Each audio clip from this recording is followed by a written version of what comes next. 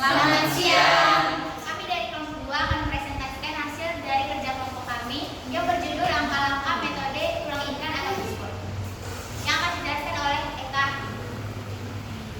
Langkah-langkah metode tulang ikan atau fishbone.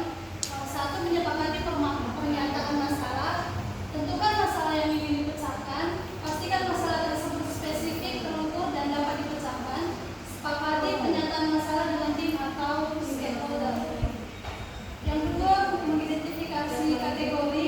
Identifikasi kategori-kategori yang mungkin terkait dengan masalah. Gunakan kategori-kategori umum seperti yang pertama, masalah manusia atau men, masalah material atau mesin, masalah metode atau metode, masalah lingkungan atau environment, masalah lain-lain atau other. Pastikan kategori-kategori tersebut relevan dengan masalah yang dipecahkan. Menemukan sebab akibat potensi. Gunakan diagram keberlanjutan untuk mengidentifikasi sebab akibat potensi, mulai dari kategori-kategori yang telah diidentifikasi sebelumnya. Tanyakan pertanyaan-pertanyaan seperti apa yang menyebabkan masalah ini, bagaimana masalah ini terkait dengan kategori lain, apa yang dapat dilakukan untuk mencegah atau mengurangi masalah ini. 4. Mengkaji dan menyepakati sebab-sebab yang paling mungkin. 1. Kajian dan evaluasi sebab-sebab akibat potensi yang telah didefinisikan. 2. Sepakati sebab-sebab yang paling mungkin menyebabkan masalah. 3. Pastikan sebab-sebab tersebut didukung oleh data atau bukti yang kuat. 4. Gunakan hasil untuk mengembangkan rencana tindakan untuk memecahkan masalah.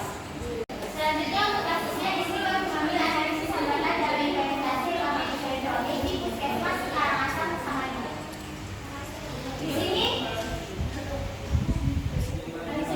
untuk hal yaitu hambatan dalam implementasi rekaman medis di Puskesmas Karangasem di Samarinda, yang dimana hambatan itu di bagian orangnya ada kurangnya petugas IT, tidak semua petugas siap dengan peralatan, dan belum ada petugas rekam medis yang berada dalam penelitian rekam medis. Selanjutnya untuk mesinnya, adanya jaringan internet yang lambat, server yang terkadang error, dan komputer tidak sesuai spesifikasi rekam medis. Selanjutnya untuk keuangannya, adanya keterbatasan anggaran untuk implementasi rekam medis elektronik. Untuk metodenya, belum ada SOP mengenai pelaksanaan rekam medis. Sekian presentasi dari kelompok kami. Jika ada pertanyaan dari teman-teman, dipersilakan. Saya dari kelompok 3 ingin memberikan pertanyaan kepada Ibu. Bagaimana cara mengatasi permasalahan jika petugas rekam medis siap beralih ke rekam medis? Saya akan menjawab pertanyaan dari Bagi Dwi, yaitu bagaimana cara mengatasi permasalahan ketika petugas rekam medis belum siap beralih ke rekam medis elektronik.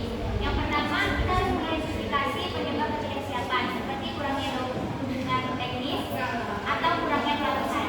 Yang kedua, kita harus membuat strategi mengatasi ketidaksiapan, seperti manajemen perubahan yang efektif, pelatihan yang komprehensif, komunikasi yang efektif, dan dukungan teknis yang memadai.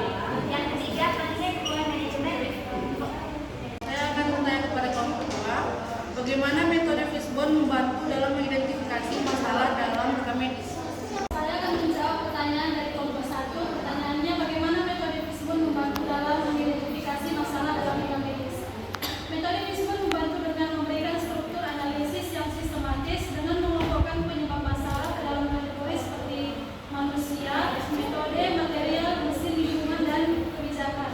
Tim medis dapat mengidentifikasi faktor yang berkontribusi terhadap kesalahan atau ketidakefisienan dalam rekam medis.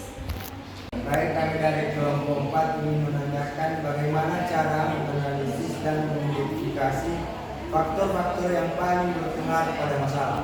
Kemudian saya dari 4, yaitu menggunakan diagram keberlanjutan, pertemuan antara faktor faktor dan identifikasi faktor yang berpengaruh pada masalah.